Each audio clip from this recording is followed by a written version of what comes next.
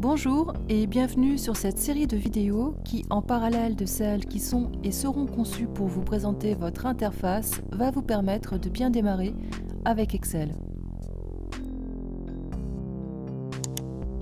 C'est parti! Votre classeur est composé de feuilles que l'on retrouve en bas de l'écran, distribuées sur des onglets. Ces feuilles sont composées de cellules réparties sur des lignes et des colonnes numérotées. Lorsque vous effectuez un clic sur une cellule, vous la sélectionnez. Vous pouvez observer sa bordure et en surbrillance la lettre de sa colonne et le chiffre de sa ligne. Lettre et chiffre qui lui donnent son nom, ici B5, que vous retrouvez dans la zone de nom. Vous pourrez utiliser cette zone pour renommer la cellule, puis retrouver cette cellule.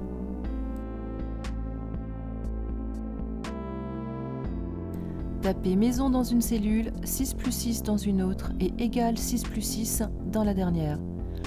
Vous observez que le texte s'aligne à gauche, les chiffres à droite. Seul égale 6 plus 6 est un calcul.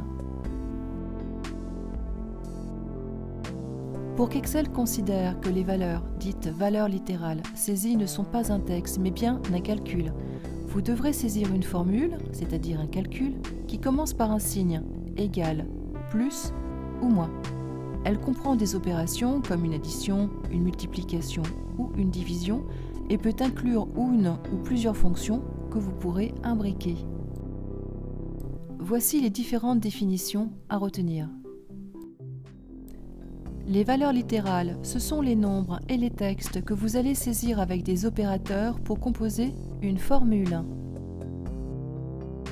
La formule, c'est un ensemble d'opérations que l'on peut effectuer dans les cellules d'une feuille de calcul.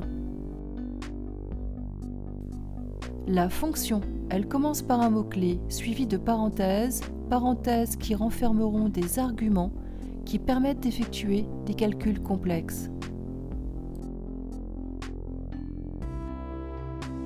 Votre cellule contient le résultat de ce calcul, la barre de formule, le calcul.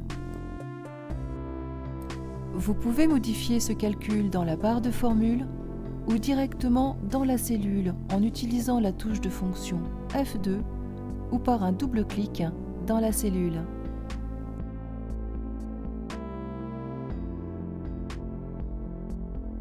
Les parenthèses, indépendamment de leur rôle dans les fonctions, vous permettront également, dans vos formules, d'établir des priorités de calcul qui modifieront vos résultats.